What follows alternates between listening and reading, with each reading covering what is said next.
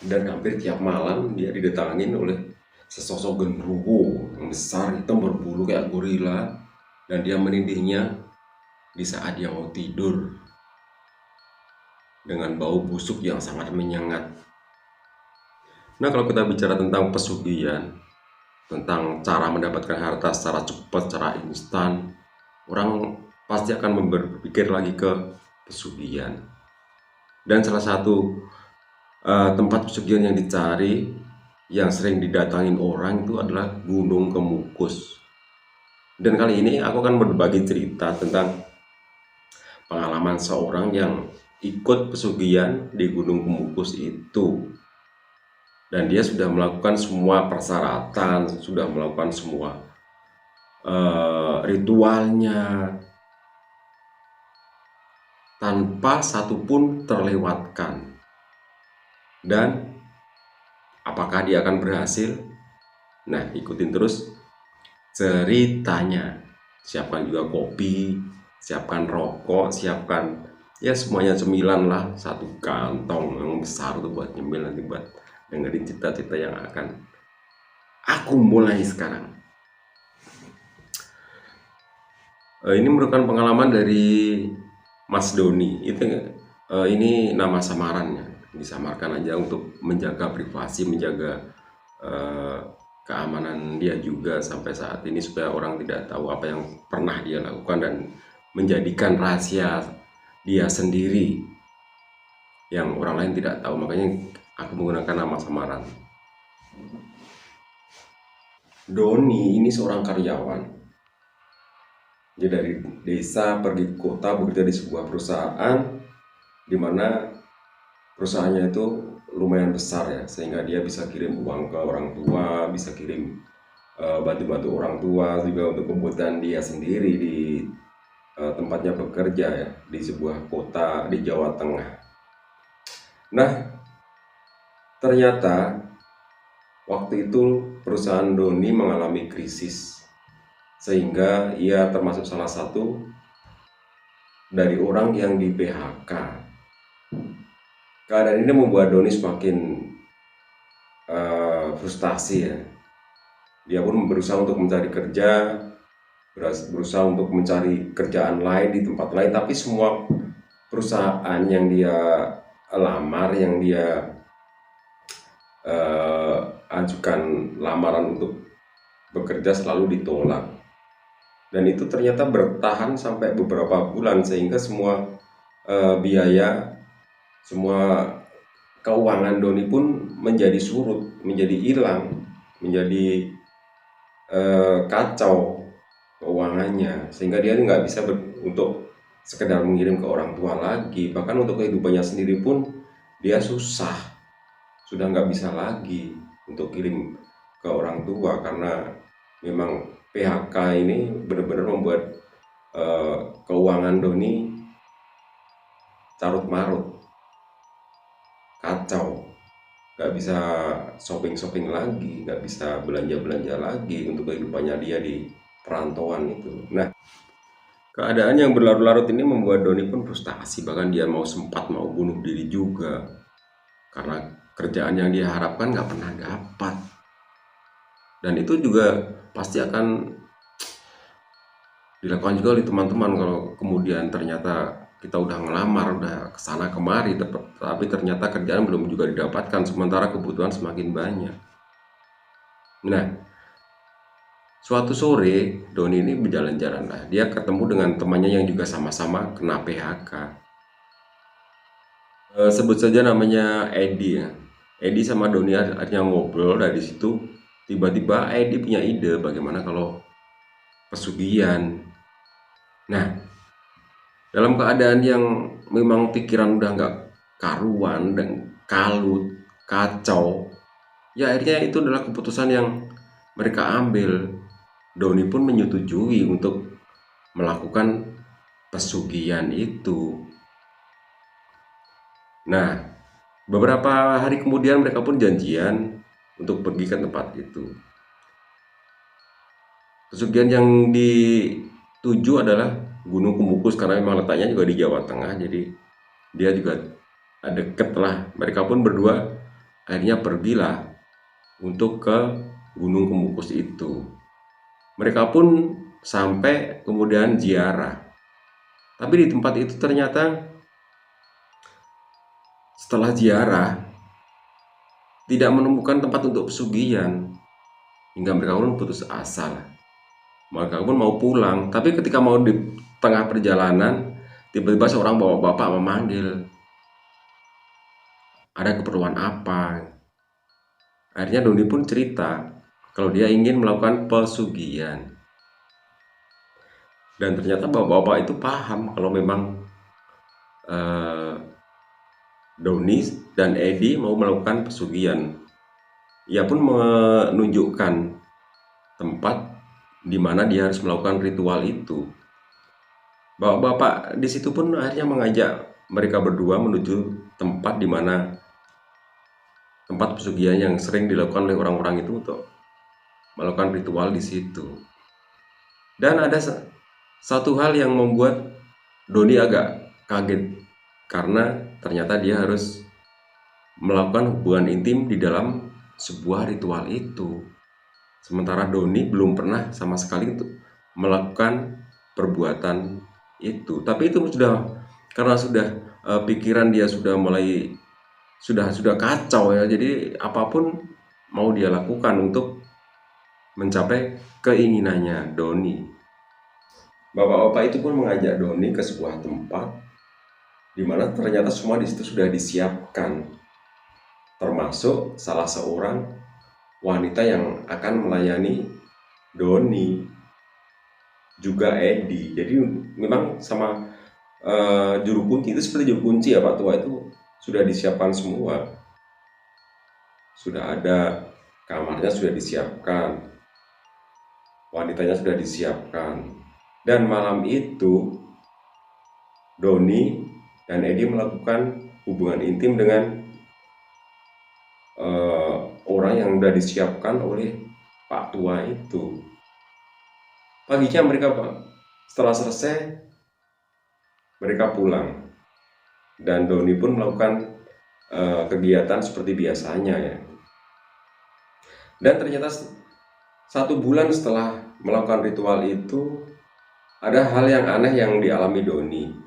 Tiba-tiba perusahaan yang dulu sempat menolaknya, tiba-tiba memanggil Doni dan menerima Doni sebagai karyawan di perusahaan itu. Sementara dulu Doni sudah ditolak mentah-mentah oleh perusahaan itu. Dan semenjak itu Doni pun mulai bekerja lah di tempat itu. Kehidupannya pun mulai membaik lagi. Keuangannya berjalan lancar. Dan ada hal-hal aneh lagi yang dialami Doni. Salah satunya adalah tahu-tahu dia mendapat jabatan yang lebih tinggi lagi. Jabatan yang sama sekali di luar nalar dia dapatkan di perusahaan itu yang dulu menolaknya mentah-mentah. Apakah ini karena pengaruh hasil dari pesugihan? Entahlah. Tapi Doni waktu itu pikirannya senang banget, sehingga dia melakukan kerjaan itu dengan sungguh-sungguh. Dia udah nggak kepikiran lagi tentang ritual yang pernah dia lakukan. Semenjak kerja di situ, kehidupan Doni benar-benar berubah drastis. Keuangannya mengalir lancar dan semua keinginannya terpenuhi. Tapi ada satu hal yang Doni lupakan, yaitu dia sudah tidak lagi melakukan ritual yang diharuskan oleh pesugihan yang dulu diambilnya. Dia sudah lupa itu, sehingga tahu-tahu setahun telah berlalu, tapi Doni lupa untuk berkunjung ke tempat pesugihan yang dulu dikunjunginya, yaitu Gunung Kemukus. Pada suatu malam, sehabis kerja, Doni berusaha untuk tidur karena kecapeannya. Dia kerja terlalu berat, dia pun berusaha untuk tidur lebih awal. Tapi ada kejadian aneh yang dialami si Doni ini. dia seperti diawasi oleh sesosok makhluk di saat dia tidur. Dan di saat dia mau hampir memejamkan mata, tiba-tiba terdengar suara tangisan. Tangisan itu seperti di luar kamarnya. Dia pun segera membuka pintu dan menyalakan lampu. Tapi begitu lampu dinyalakan, ternyata tidak ada siapa-siapa. Dia merasa seperti ada yang mempermainkan. Lagi tidur lagi.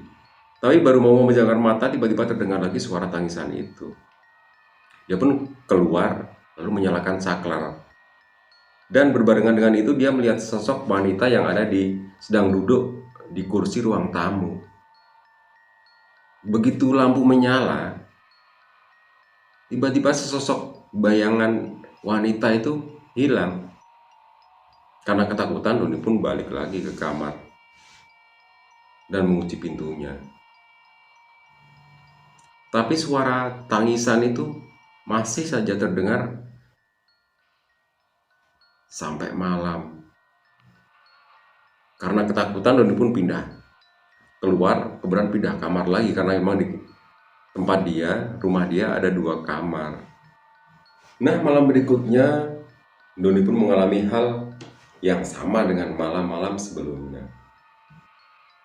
Waktu itu udah sekitar jam 12 malam, tiba-tiba terdengar lagi suara tangisan itu. Dia pun dengan memberanikan diri keluar kamar itulah. Tapi ternyata di ruangan seperti biasa bayangan itu muncul tidak ada.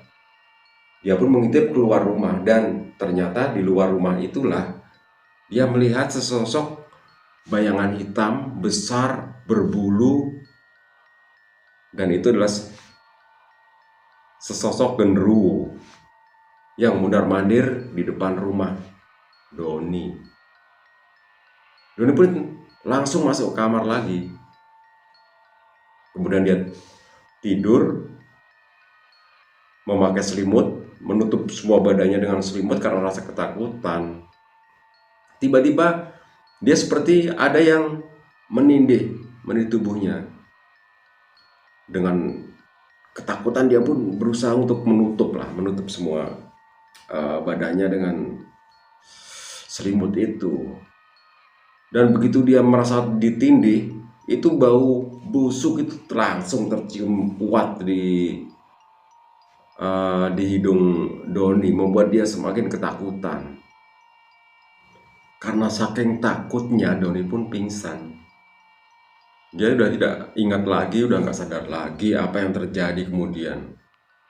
Dan dia ditemukan oleh tetangganya. Karena katanya beberapa hari Doni tidak keluar rumah itu.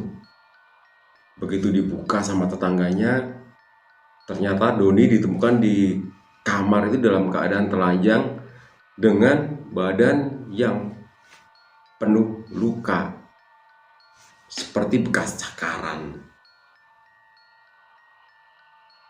Jadi warga pun heran, kenapa Doni bisa sampai kejadian seperti itu. Tapi Doni menutup semua rahasia yang dia tahu supaya orang-orang yang tetangganya tidak ada yang curiga kalau dia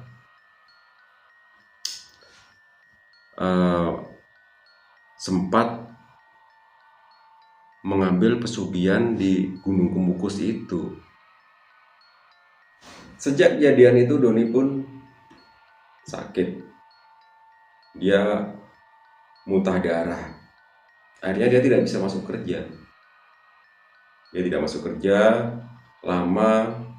Akhirnya sama perusahaan Doni diberhentikan, di PHK, dan tidak kerja lagi di situ. Doni pun udah berusaha untuk berobat ke rumah sakit, tapi setelah hasil pemeriksaan ternyata tidak ada tanda-tanda penyakit Bu Doni ya. Jadi dia bersih dari penyakit, tapi Doni mengalami kejadian-kejadian aneh yang membuat dia seperti orang gila. Akhirnya sampai beberapa bulan semua harta yang dia simpan selama bekerja di perusahaan itu pun habis untuk biaya berobat. Setelah keluarganya tahu, akhirnya Doni pun diajak pulang ke rumah dan diobati di kampungnya. Beberapa orang-orang pintar, beberapa orang yang memang ya dukun lah, dibawa lah. Doni dibawa ke sana, dan